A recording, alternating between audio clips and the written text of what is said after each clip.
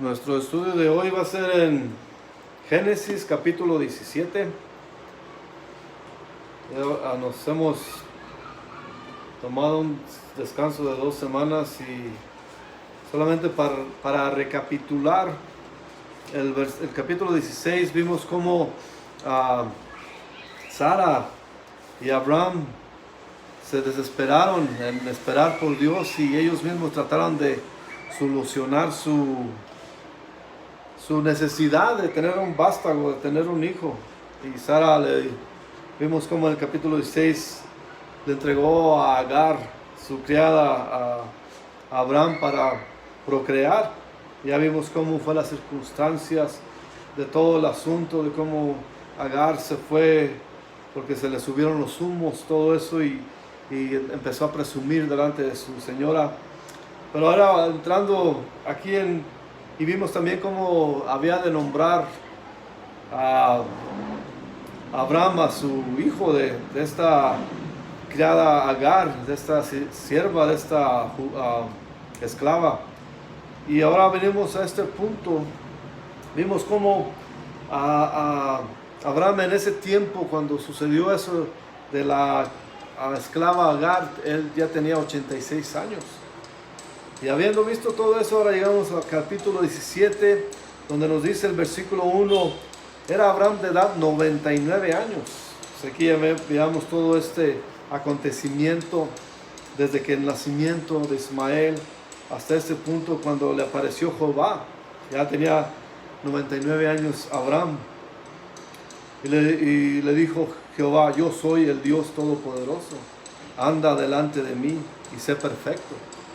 Y aquí vemos cómo el Señor se le presenta y podemos ver este versículo.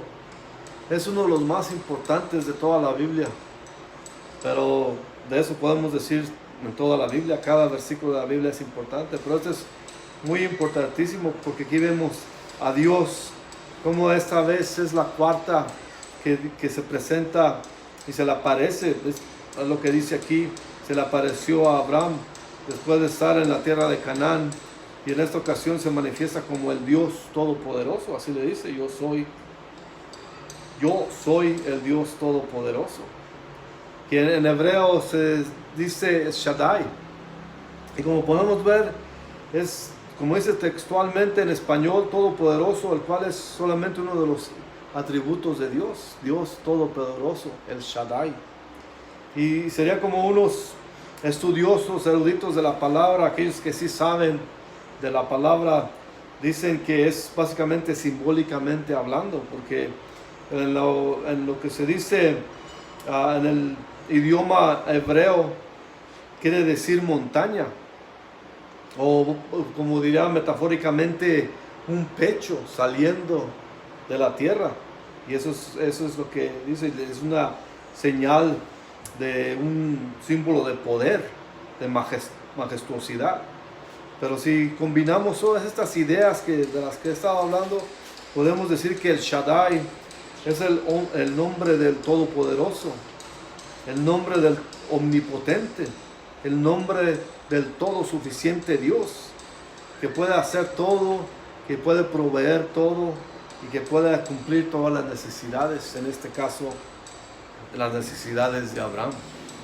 Pero la razón por la cual Dios se le presenta así con Abraham después, porque vemos haciendo cuentas de esos 86 años que tenía en el incidente con Agar y que el nacimiento de Ismael, que tocaremos este punto más adelante, y básicamente Ismael es el hijo de la carne, porque se manifestó en forma de la meramente carnal. Y ya vemos el próximo hijo que tengan será un hijo espiritual, promesa de Dios. Así que eso es, vemos cómo el Señor está obrando y a veces no pensamos. Abraham ya habían hecho básicamente ese plan para resolver el problema que ellos tenían, ella y Sara, él y Sarai. Pero vemos que Dios siempre está ahí. No es el tiempo que él quería, ellos querían el tiempo que fuera allá, pero Dios tiene su tiempo perfecto. Y eso se le aparece a Abraham diciendo: yo soy el Dios Todopoderoso, soy el Shaddai. Y ahí para decirle que nada es imposible. Así que 13 años pasaron después de todo su argüende que tuvieron con la esclava y todo eso, cuando ellos trataron de solucionar por sus propios medios su problema. Ahora Dios dice: aquí estoy yo te hice la promesa, yo estoy aquí, ¿por qué no crees en mí? Y el Señor dijo: yo soy todopoderoso. Como sabemos cómo el Señor fue su escudo de Abraham, cuando él fue a la batalla para defender a su sobrino Lot, como él fue y Dios fue su escudo de él, y le demostró que él estaba con él cuando fue en esa batalla contra los 4 reyes. Y también el Señor Dios Todopoderoso fue su recompensa cuando él muy caritativamente dejó que Lot escogiera el terreno que habían de donde debe estar, y que Lot escogió lo mejor. Pero aún así Dios fue su recompensa, porque Abraham dio lo mejor para los otros, para los demás, en este caso para Lot, su sobrino, y aún así Dios proveyó por él. Así que Dios fue su recompensa. Y cuando Dios es el quien todo lo puede, como se le presenta aquí, ahora ya es el momento. Pero en ello también requiere una responsabilidad. La última parte de este versículo 1 del capítulo 17 dice: anda delante de mí y sé perfecto. Y esta es la mejor versión que podemos escuchar, porque aquí ya vimos en los capítulos 5 y en el capítulo 6 cómo Enoc y Noé respectivamente caminaron con Dios, pero Abraham aquí dice de una manera diferente: no camina con Dios, camina delante de Dios. Es lo que quiere decir que ha de vivir con el conocimiento de que los ojos de Dios siempre lo están mirando. Tal como dice en Hebreos capítulo 4 versículo 13, ahí dice: y no hay cosa creada que no sea manifiesta a su presencia. Antes bien, todas las cosas están desnudas y abiertas a los ojos de aquel a quien tenemos que dar cuenta. En eso podemos estar seguros de que Dios siempre nos está viendo. Aunque nosotros no queramos o que queramos ignorar, Dios está al tanto de todo. Él conoce cada cabello de nosotros. Si se nos cae uno hoy, Él sabe cuántos tenemos aún todavía. Así que Él no le está diciendo a Abraham: sé perfecto. Esto no quiere decir que estés sin pecado también, porque eso es imposible. Todavía Abraham está en su naturaleza humana. Y como todos tenemos naturaleza humana, estamos expuestos a pecar, a fallar. Y ya vimos cómo Abraham falló hasta este momento, horriblemente falló 2 veces. La primera vez cuando se fue a Egipto, cuando estuvo la hambruna en esa tierra y que se fue buscando comida en vez de buscar a Dios, él se fue y falló. La segunda vez que falló fue eso, de aceptar la proposición de Sarai y de procrear un hijo con su sirvienta, con su esclava Agar. Así que el Señor no les pide perfección, pero el Señor le está diciendo que camine rectamente con Él, delante de Él. Porque como dice en 1 Reyes 8, versículo 46, dice: si pecaren contra ti. Y eso se pone de manifiesto: si pecaren, como decir, afirmandomente, pecarán, porque pecarán. Porque continúa ahí en 1 Reyes 8, 46, porque no hay hombre que no peque. Y lo dice entre paréntesis en la escritura, porque eso es básicamente. Y en esa podemos dar una explicación en este versículo también de 1 Reyes 8, 46, pero para no salirnos del contexto, seguimos que la palabra quiere decir un solo corazón, sin culpa, sincero. Cuando una persona, a veces se referían, hablando antiguamente, decían: esta persona tiene 2 corazones, o es de doble corazón. No es que tuvieran 2 corazones en su cuerpo, es que andan haciendo 2 cosas a la vez, o cambian de parecer muy seguido. Es totalmente lo que quiere decir aquí. Y también quiere decir que camine sin culpa, sincero, totalmente devoto a Dios. Porque sí es una cosa, sí podemos fallar. Y a Abraham no le pide perfección y no le pide que nunca falle, pero que camine devotamente con Dios. Y eso es lo que podemos nosotros también ser, devotos a Dios, sabiendo que podemos fallar en cualquier momento, porque somos carne y por eso fallamos, pero de una manera íntegra, que camine en la integridad, que envuelve todas las características que ya cubrimos anteriormente. Y el versículo 2 ya, aquí viendo, dice, y pondré mi pacto entre mí y ti, y te multiplicaré en gran manera. Mi pacto, ya vimos esa frase antes y lo volveremos a ver. Esta define la relación de Abraham con Dios. Este pacto no era diferente del que ya había establecido con Abraham, pues ya lo habíamos visto desde el capítulo 12. Solamente que aquí lo está confirmando Dios. Y el versículo 3 dice, entonces Abraham se postró sobre su rostro y Dios habló con él diciendo. Así que vemos cómo la actitud de Abraham ante su Dios. Esa es la manera, yo creo que sería algo, a nosotros no nos ha hablado Dios, a algunos que estamos aquí en voz viva, pero estoy segurísimo que si oyéramos la voz de Dios, seguramente supiéramos que Él es Dios, y sería como inercia que cayéramos de rodillas al suelo y adorando a nuestro Dios. Y esa es la manera que Abraham se postró sobre su rostro, porque el peso, la presencia del Señor majestuoso estaba con él, y se doblaron las piernitas como diciendo, y se postró ante él. Y aquí diciendo el Señor en el versículo 4, he aquí mi pacto es contigo, y serás padre de muchedumbre de gentes. En otras versiones dice multitudes, de multitud de naciones. Así que esa será, y serás, también en otras versiones dice, serás padre de muchas naciones. Sabemos que los principales descendientes de Abraham son los israelitas. Ese es el específico destino que tenía Dios para Abraham. Porque sabemos que los israelitas son pieza central de la historia de Dios en la Biblia. Y son la línea o linaje por el cual vino nuestro Señor Jesucristo. O sea que ese era el propósito de Dios, tener ese pueblo que viniera de Abraham, que fueran los israelitas. Y eso, Abraham también es padre de Ismael a este punto.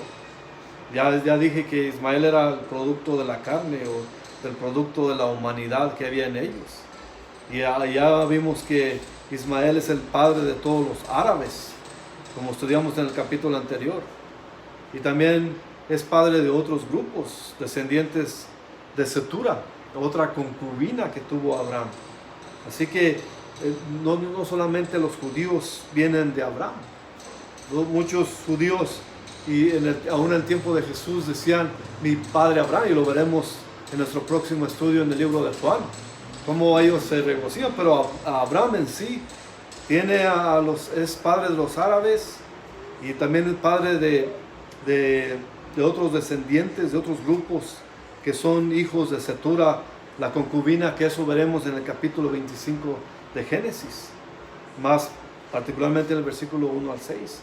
Pero vemos que todos esos pueblos fueron los más de carne, pero Dios tenía específicamente el pueblo de Israel, porque en sí Israel sería Abraham, sería el primer israelita, que él daría a luz a Isaac, o su esposa más bien daría a luz a Isaac, y eso lo veremos más adelante.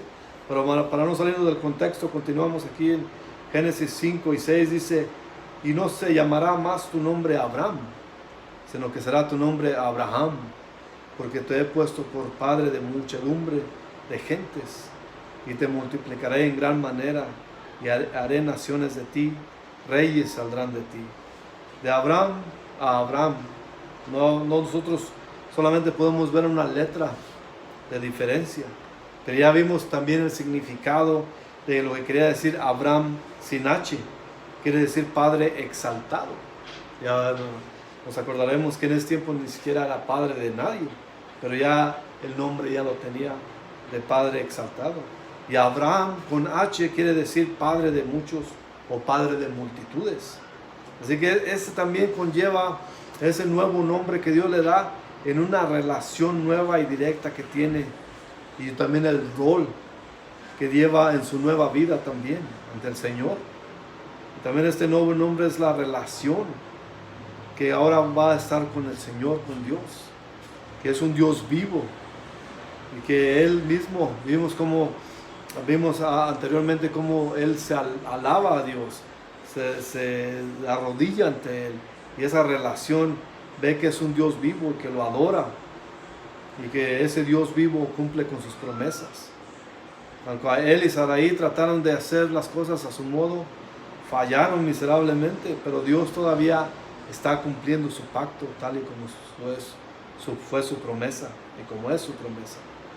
Y vemos aquí también el versículo 7 ya, dice: y estableceré mi pacto entre mí y ti, y tu descendencia después de ti en sus generaciones, por pacto perpetuo, para ser tu Dios y el de tu descendencia después de ti. O sea, que es el pacto, que el pacto fue eso. Acordémonos que no solamente de hacerlo padre de muchas naciones o de muchedumbre, pero también de la tierra que le había prometido. Y vemos que ese pacto es perpetuo, y perpetuo quiere decir para siempre. Ahora, hace poco todavía se estaban llevando más pláticas de paz, y mientras Israel es llamado, casi llamado a la mesa para establecer pactos de paz con los árabes, con los demás de la región, mientras Israel estaba dispuesto a ver y a tratar paz, mientras están en la mesa, los demás están bombardeando a Israel. Y aquí Dios, el pacto que tuvo con Israel, con Abraham, es perpetuo. Así que ese es el trato de Dios, y ahora la gente se lo quiere quitar. Este es el pacto donde está cimentado y basado con los otros pactos que hará Dios con la gente. El pacto perpetuo es que será a través del tiempo para ser el Dios de esa nación. Con estas palabras Dios asegura que tendrá una relación con los descendientes de Abraham.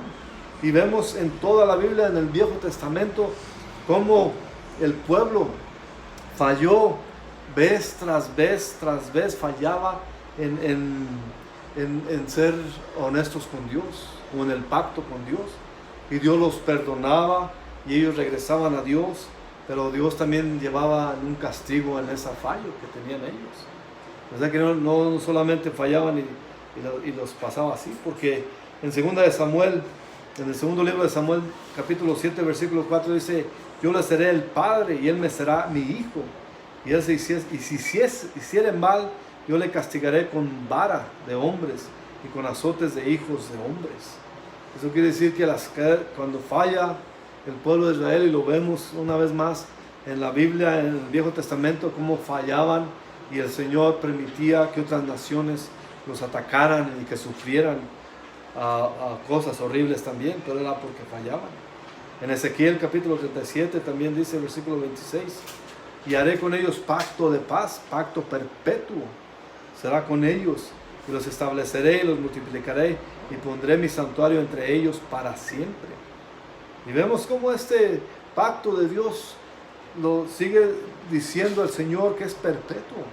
Y aún hoy en día en Israel hay gente que todavía está esperando al Mesías, como vemos en nuestro estudio de Juan, cómo los fariseos no creen en Jesús, no creen que Él es el Mesías. Y hay muchos que todavía están esperando a ese Mesías. Ahí están construyendo un templo, y no sé cómo irán ahorita en la construcción del nuevo templo que les destruyeron en los tiempos de los romanos, cuando hemos visto en el año 37, 57, por ahí, no estoy seguro, pero ahora quieren construirlo porque quieren hacer sacrificios como lo hacían en el Viejo Testamento, dándole que todavía están esperando al Mesías porque no creen en Jesús. Hay mucha gente en Israel que sí es cristiana, pero hay muchos todavía que no creen en Jesús como Señor y Salvador, como en estos que estamos estudiando en Juan, estos fariseos que no creen en Él. Así que en Deuteronomio 6:4 también dice: oye Israel, Jehová nuestro Dios, Jehová uno es. ¿Y eso qué quiere decir? Que ese es el gran credo que ya vimos, y ellos tienen que tener esto enfrente de ellos siempre. La palabra que se usa como descendientes viene de la palabra hebrea que se usa para semilla. Y esa misma palabra se puede referir a una sola persona. Y también se refiere a multitudes. Ciertamente en toda la Biblia Dios trata con individuos y también con naciones enteras. Así que todo eso viene como toda esa semilla que Dios está planeando para Abraham. Es de gran multitudes, pero ahorita esa semilla solamente está en Abraham y es individualmente. Pero el Señor tratará también con multitudes. Eso quiere decir esa palabra semilla o descendencia, que quiere decir lo mismo, descendencia y semilla. Versículo 8 y 9 dice: y te daré a ti y a tu descendencia después de ti la tierra en que moras, toda la tierra de Canaán, en heredad perpetua, y seré el Dios de ellos. Una vez más, heredad perpetua. La misma tierra que le están peleando a Israel en estos momentos, todavía en este punto, es una heredad de Dios y es perpetua, es de ellos. Dios se las dio. Versículo 9 dice: y dijo de nuevo Dios a Abraham: en cuanto a ti, guardarás mi pacto, tú y tu descendencia después de ti, por sus generaciones. Así que es el gran pacto que Dios tiene. Primero les da ese pacto que el Señor mantiene, aun cuando ellos fallaron miserablemente. Él continúa con su pacto, pero también ahora le dice a Abraham, el Señor, que lo guarde, ese pacto, que lo mantenga, y su descendencia, o sea, él se va a tratar, se va a encargar más bien de enseñarle a su descendencia ese pacto que tiene con Dios. Así que, como podemos ver, la promesa claramente incluía a la gente israelita y la tierra de Canaán. Aunque Dios lo sacó un par de veces, sí es cierto, y de una manera muy fuerte lo sacó de esa tierra, pero todavía les pertenece a los israelitas hasta el día de hoy. Esa tierra es una tierra de batalla hasta aún en estos días. Fue tierra de batalla en ese tiempo, y es increíble pensar que en los tiempos de Josué, como vemos, se peleó esa tierra y aún sigue siendo batalla en el día de hoy. Pero esa pertenece a Israel, la tierra de Canaán, según su pacto. Y esa pertenencia depende de ese pacto también, de gracia y entre Dios y Abraham. Se les dio la tierra, pero el poseerla y disfrutarla depende de su fidelidad y obediencia a Dios. En el libro de Deuteronomio, Moisés les recordó a la gente más de 25 veces que la tierra era un regalo de Dios y que Él la bendecirá si su gente viviera bajo su voluntad. O sea que hay un requerimiento. No es así. Como dije, Israel perdió esa tierra un par de veces, y esa tierra, Dios los regresó a esa tierra nuevamente después de que cumplieron con su castigo. Y eso lo veremos en un futuro, si Dios lo permite. Pero vemos que Dios ahí en el Viejo Testamento sí castigaba el pecado, sí castigaba la falta del pacto que ellos hacían. Continúa ahora el Señor en el versículo 10 y 11: este es mi pacto que guardaréis entre mí y vosotros y tu descendencia después de ti. Será circuncidado todo varón de entre vosotros.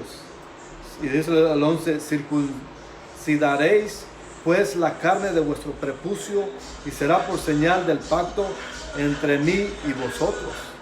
Esto es importantísimo de ver aquí, porque mucha gente, aún en esos tiempos, hay gente que todavía cree que tienen que hacer esto y ya no.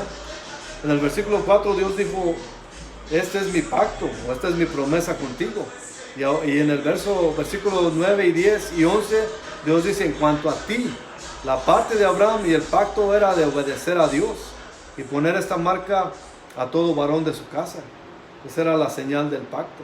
La circuncisión no era algo nuevo en ese tiempo, para que al parecer, y según los eruditos estudiosos, la practicaban en el tiempo de Abraham otras naciones, pero Dios ahora le da una nueva importancia como un símbolo especial, porque para los descendientes de Abraham la circuncisión no era una opción, pero era una obligación. Y ellos tenían que llevarlo a cabo. Y aquí continúa Dios hablando a Abraham en el versículo 12 y 13, y dice: y de edad de 8 días será circuncidado todo varón entre vosotros por vuestras generaciones, el nacido en casa y el comprado por dinero, a cualquier extranjero que no fuere de tu linaje. Y debe ser circuncidado, dice el versículo 13, en tu casa y el comprado por tu dinero, y estará mi pacto en vuestra carne por pacto perpetuo. Y es muy importante, como les he dicho, notar que la circuncisión no era un sacramento, y en llevarla a cabo no conllevaba una bendición espiritual al recipiente, porque un bebé de 8 días de nacido ni siquiera entendería lo que estaba pasando, pero por algo lo designó Dios de esta manera, de 8 días que fuera circuncidado. Como dice en Levíticos 12:3, ahí dice: el 8º día se circuncidará al niño. Seguro que cuando creciera se le explicaría este ritual y la importancia que esto tiene. Y se le daría, ¿por qué? Porque médicamente es menos doloroso que se le haga a un bebé que a un adulto. Pero Abraham, vemos aquí que Abraham iba a hacerlo él mismo ya de edad de 99 años, y a todos los que estaban en su casa. Así que, porque dice el versículo 14: el varón incircunciso, el que no hubiere circuncidado la carne de su prepucio, aquella persona será cortada de su pueblo, ha violado mi pacto. Así que esta era obligación. La gente que pertenecía al pacto tenía que tener la marca del pacto. Esta marca les recordaría que son aceptados por Dios, por su pacto de gracia, porque fue Dios quien escogió a los judíos y no los judíos escogieron a Dios, sino que Dios, Él ya puso ahí toda lo necesario para que naciera esa raza judía, y Dios ya la tenía escogida desde antes de que Abraham naciera. Así que todo eso va poniendo Dios en perspectiva, lo está poniendo donde debe ir para que se lleve a cabo. Y eso ahora es el pacto de eso. Y los apartó para que fueran una gente sana, y la inmoralidad estaba desatada en toda la tierra de Canaán. Por eso él los apartó, que se diferenciaran uno de las otras naciones. Eran gente que estaba desatada en pecado, no se mezclara con la gente judía. Y la gente en ese tiempo, sus religiones también eran tan paganas que eran inmorales. Pero la gente de Israel estaba marcados para que fueran separados de la maldad que los rodeaba. Desafortunadamente la gente judía eventualmente hicieron de esto un ritual de salvación, pero esa era una marca del pacto de Dios. Y eso solamente fue entre Abraham y Dios, y hasta que llegó el nuevo pacto de gracia, que fue Jesucristo. Y eso está mal, porque alguna gente pone la misma falsa confianza en el bautismo de hoy en día, en el bautismo, la comunión y otros ritos religiosos. Ciertamente el bautismo es importante, pero aquí confunden ese tiempo de que Abraham tenía que circuncidar a los bebés. Circuncisión y bautizar es muy diferente. Así que no pueden hacer eso representando eso con los niños de poca edad. Y eso es una falsa confianza en el bautismo, y también la comunión y otros ritos religiosos que en realidad sí son muy importantes. El bautismo es muy importante, pero hay gente que se encierra en él. Nosotros como cristianos tenemos que identificarnos con Jesús en su muerte, en su sepulcro y en su resurrección. Y eso es lo que hacemos cuando nos bautizamos, que estamos edificándonos con Jesucristo. Pero la gente se olvida de todo eso, de todo lo demás, y ponen esa importancia nomás en el bautismo, y ponen como si eso ya fuera la salvación, y en realidad no es salvación, sino uno de los rateros o bandidos que estaban en la cruz, también cuando Jesucristo fue crucificado, Jesús le prometió que se iría con él a la gloria. Y ese no estaba bautizado. Así que eso es importantísimo. La gente mal enseña y hay gente que está empecinada en estar en todos esos rituales. Y digo esto porque eso es estrictamente el Viejo Testamento. No son rituales que se dan cuenta. El bautismo sí es, pero el bautismo, mucha gente que se pierde se bautiza. Es importantísimo, una vez más, el bautizarse en el nombre de Jesucristo nuestro Señor, del Espíritu Santo, de Dios Padre, Hijo y Espíritu Santo. Es importantísimo, pero hay mucha gente que lo hace y no es salva, porque no viven sus vidas de acuerdo a la voluntad de Dios. Así que lo que se tiene que dar cuenta, en ese tiempo la circuncisión representaba algo más profundo, una relación personal con Dios. El que quiere a Dios en estos tiempos ya no requiere que circuncidar a nuestros bebés ni a uno mismo, pero Él sí quiere que circuncidar nuestros corazones, que seamos totalmente devotos a Él en amor y obediencia. Hay muchos que hasta insultan a otros que no creen igual que ellos, que específicamente creen en un solo ritual y creen que ese ritual ya los salvó, y no es así. Así que el Señor requiere que circuncidemos nuestros corazones, que seamos totalmente devotos y entregados a Él en amor y obediencia. Porque en Jeremías 4, versículo 4, ahí mismo dice: circuncidaos a Jehová y quitad el prepucio de vuestros corazones, varones de Judá y moradores de Jerusalén, no sea que mi ira salga como fuego y se encienda y no haya quien la apague por la maldad de vuestras obras. O sea que aun que el pueblo que los hayan sido circuncidados cuando pequeños, aún pecaban y estaban en desobediencia ante Dios. Por eso aquí Jeremías les dice que si están circuncidados, sí, pero circunciden sus corazones, quiten esa coraza de carne de sus corazones y sean más espirituales, es lo que le está diciendo. En el Nuevo Testamento podemos ver que una operación física no tenía nada que ver con la salvación eterna de Abraham. En Romanos 2, 28, 29, Pablo explica eso muy bien. Ahí dice: pues no es judío el que lo es exteriormente, ni es la circuncisión la que hace exteriormente en la carne, sino que es judío el que lo es en el interior, y la circuncisión es la del corazón, el espíritu no en letra, la alabanza del cual no viene de los hombres, sino de Dios. Y también continúa Pablo, el mismo Romanos capítulo 4, versículos 9 y 12, y esto es importante estudiarlo porque lo creamos o no, hay gente que todavía enseña estas cosas que pertenecen al Viejo Testamento. En Romanos 4, versículos 9 y 12 dice: es pues esta bienaventuranza solamente para los de la circuncisión, o también para los de la incircuncisión,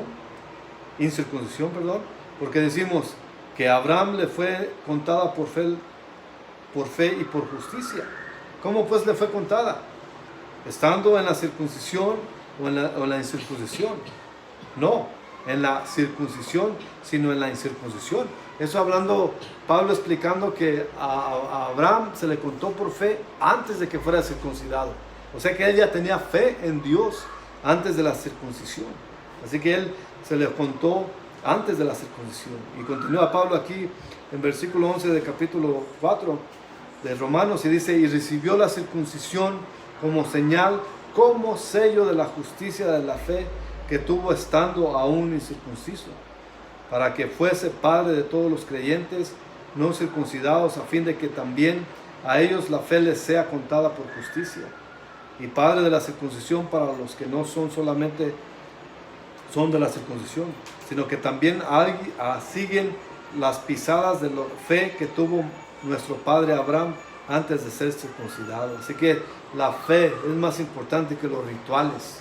Esos rituales sí eran importantes, sí fueron muy importantes, y hay rituales que todavía llevamos a cabo en estos días que son importantísimos, pero eso no es señal o sello de salvación. Y aquí, como dice, el sello de la salvación es la fe en Jesucristo nuestro Señor, en Dios. La cosa es que ahora mismo el sello, nosotros nos sellamos, los cristianos de hoy en día, nos sellamos de una manera cuando nos somos bautizados. Cuando nos bautizamos, cuando nos sumergen en agua, representando la muerte, el sepulcro y la resurrección de nuestro Señor Jesús. Pero también sería muy legalista, porque hay lugares donde el agua es muy escasa. Y allá tienen que rociarlo solamente, porque no hay tanta agua como nosotros somos afortunados de tener en ciertas regiones que abunda esa agua. Pero hay lugares, entonces sería muy legalista. No, si no se sumerge, no está representando a Jesús. Entonces también es esa disyuntiva que hay, así que no nos podemos aferrar. Si es un sello el bautismo, repito, que nos sella como seguidores de Jesucristo y obedientes a Él, y identificándonos a Él, con Él. Pero lo que cuenta es el corazón, lo que cuenta es el interior, lo que cuenta es la fe, y no cuenta todos esos rituales que muchos se aferran a hacer y que dicen que es lo más importante, cuando no lo es. Lo más importante es la fe en Jesucristo y que estemos entregados a Él de corazón para salvación eterna. Así que Pablo quiere ponerlo muy claro aquí, que un procedimiento físico no tiene nada que ver con la salvación eterna de Abraham, porque él creyó en Dios y recibió su gracia antes de que fuera circuncidado. En la iglesia temprana hubo mucho movimiento legalista. Muchos judíos se convirtieron al cristianismo, pero esos judíos traían todas esas cosas con ellos, y ellos creían que la circuncisión tenía que acompañarlos con ellos. Ese requerimiento para salvación lo querían aplacar a los gentiles o a los no judíos. Pero esta herejía fue muy enérgicamente refutada por todos los apóstoles. Eso está en Hechos 15, del versículo 1 al 35. Pero como no tenemos tiempo de leer todo eso, vamos a leer solamente un poquito de Hechos 15, porque vamos a ver que aún en el Nuevo Testamento querían ellos ese ritual que se llevara a cabo. Hasta hubo una junta, un concilio en Jerusalén en Hechos 15, del versículo 1 al 11 nomás vamos a leer, aunque como les digo va hasta el versículo 35. Pero es muy importantísimo ver, como dice, entonces algunos que venían de Judea enseñaban a los hermanos: si no se circuncidáis conforme al rito de Moisés, no podéis ser salvos. Ellos decían eso. Como Pablo y Bernabé tuviesen una discusión y contienda no pequeña con ellos, se dispuso a que subiesen Pablo y Bernabé a Jerusalén. O sea que Pablo y Bernabé se dieron cuenta que estos judíos estaban enseñando eso, que se circuncidaran cuando ya no era necesario, ya no era a todos los convertidos al cristianismo. Así que Pablo y Bernabé fueron a Jerusalén, como dice el versículo 2 del capítulo 15 de Hechos, y ahí ellos fueron, y algunos otros de ellos, y los apóstoles y los ancianos, para tratar esta cuestión. Ellos pues, habiendo sido encaminados por la iglesia, pasaron por Fenicia, Samaria, contando con la conversión de los gentiles, y causaban gran gozo a todos los hermanos. Y llegados a Jerusalén fueron recibidos por la iglesia, y los apóstoles y los ancianos refirieron todas las cosas que Dios había hecho con ellos. Pero algunos de la secta de los fariseos que habían creído se levantaron diciendo: es necesario circuncidarlos y mandarles que guarden la ley de Moisés. Y vemos aquí, tenemos que ver este muy importante versículo aquí en Hechos 15, versículo 5, donde dice: algunos de la secta de los fariseos. O sea que fueron fariseos que se convirtieron al cristianismo, pero acarreaban todos esos ritos con ellos que no eran necesarios, queriéndolos aplicar al nuevo pacto, a los que nacían de nuevo en Jesucristo. Así que ellos de esa manera querían cargarle esa responsabilidad. Y continúa el versículo 6 aquí del capítulo 15 de Hechos: y se reunieron los apóstoles y los ancianos para conocer de este asunto, y después de mucha discusión Pedro se levantó y les dijo: varones hermanos, Vosotros sabéis cómo ya hace algún tiempo que Dios escogió que los gentiles oyesen por mi boca la palabra del evangelio y creyesen, diciéndoles, Dios mismo me mandó a predicarles a los que no son judíos para salvación.